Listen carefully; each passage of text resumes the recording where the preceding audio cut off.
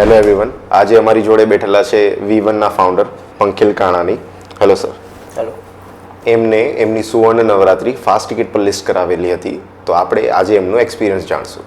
તમે fast ટિકિટનું application use કર્યું તો એ તમને ઇઝી લાગ્યું હતું? બહુ સારું ને એક્સેસ હતું અમારા માટે, બહુ ઇઝી એક્સેસ થયેલું હતું કે અમારે એઝ અ ઓર્ગેનાઇઝરને પણ બહુ ઇઝી એક્સેસ હતું એન્ડ અમે જો કોઈને બીજાને પણ યુઝ કરવા માટે તો એમના પણ રિવ્યૂ બહુ સારા હતા.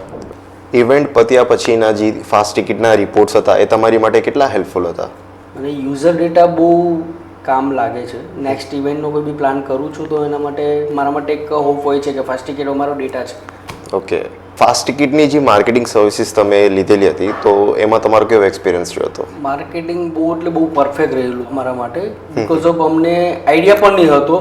અમારા માટે બહુ ઇઝી સ્મૂથ માર્કેટિંગ કરી આપેલું હતું અમને. જેમ કે જીઓ હોટસ્ટાર પર અમને આઈડિયા પણ નહીં હતું. જીઓ હોટસ્ટાર પર અમારી એડ ચાલતી હતી સુવર્ણ નવરાત્રીની, સ્નેપચેટ પર પણ ચાલતી. જે નાના નાના જે પોઈન્ટ્સ હતા એ બધા પણ ફાસ્ટ ટિકિટે રન કરેલા હતા. અમારા માટે બેનિફિટ હતું. અમે પ્લાનિંગ પણ નહીં હતું અને અમને કોઈ સાથે ડિસ્કશન પણ નહીં થયું. ઓકે, તમે તમારું ફાસ્ટ ટિકિટ સાથેનું એક્સપિરિયન્સ આઉટ ઓફ 10માં કેટલું રેટ કરશો? આઉટ ઓફ 10માં બટ ઓબ્વિયસ હું 9 કરીશ, બિકોઝ ઓફ 10 ઓફ 10 છે. પણ 9 એટલા માટે આપીશું કે મને થોડો જે હજુ બી માઇન્ડમાં છે કંઈ કે જે ઇઝી ટુ એક્સેસ, જે સ્કેન કરીને જવા માટે જે ટંકશન ગેટ આવે છે, જે આપણે મેટ્રો છે કે જે આપણે એરપોર્ટ પર હોય છે, એ થોડું એક સજેશન છે. લાઈક જો એના પર ફોકસ કરશે તો 100% ફાસ્ટ ટિકિટ 10 ઓફ 10 આવી શકે છે. Thank you very much.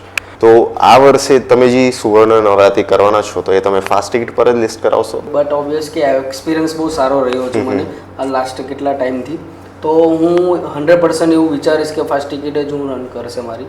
Okay. અને ઇવન મારી કોઈ પણ બીજી નાની મોટી કોઈ પણ ઇવેન્ટ આવે છે હું ફાસ્ટ ટિકિટને સજેસ્ટ કરીશ. Okay, thank you so much પંકિલભાઈ તમારો ઓનેસ્ટ રિવ્યૂ આપવા માટે. આઈ હોપ તમારા જે સજેશન છે એ આપણે સાંભળીને એના પર વર્ક બી કરશું.